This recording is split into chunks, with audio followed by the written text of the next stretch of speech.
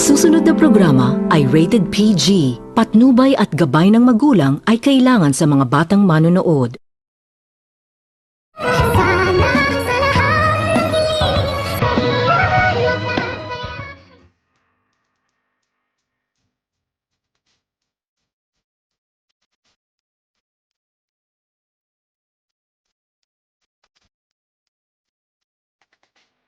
Ikinagulat nito ni Lynette nang kanyang makita at marinig ang pag-uusap ng kanyang asawa na itong si Dr. Carlos at itong si Zoe, na sinasabihan nito ni Dr. Carlos itong si Zoe na wag umano itong mag-alala dahil tutulungan umano ito ni Dr. Carlos, at hindi lang umano ito Zoe ang tutulungan ni Dr. Carlos ay pati pa umano itong si Moira, sa kadahilanan na nanlaki ang mga mata ni Lynette nang kanyang marinig at makikita, at agad naman din itong tinakpan ni Lynette ang kanyang bibig upang hindi ito makailita at hindi nito mapansin ng kanyang asawa na si Dr. Carlos at si Zoe, na narinig nito ni Lynette ang kanilang pinag-uusapan, kung kaya't dahan-dahan naman din nitong isinara muli ni Lynette ang pintuan ng opisina ng kanyang asawa.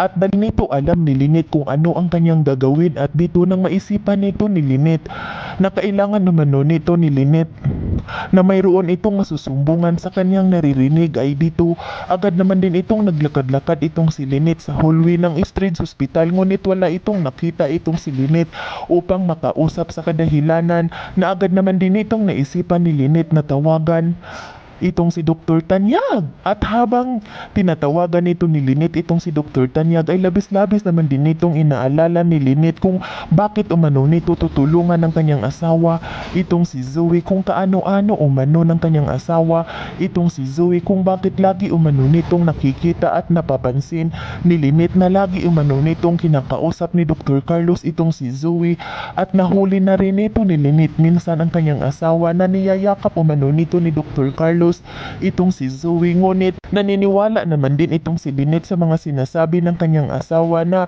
itinuring lang umano nitong, kung kaya't iniisip naman din nito ni Lynette kung bakit lagi umano nitong nahuhuli ni Lynette ang kanyang asawa na itong si Dr. Carlos, na lagi umano nitong kinakausap ni Dr. Carlos itong si Zoe. At nagsalita pa minsan itong si Dr. Carlos kay Lynette na naaawa lang umano itong si Dr. Carlos kay Zoe dahil hindi na umano ito pinapalagahan ng kanyang daddy na itong si Dr. Tanyag, lalo na nung panahon na nakidnap ang kanyang lulo na itong si Don Pepe.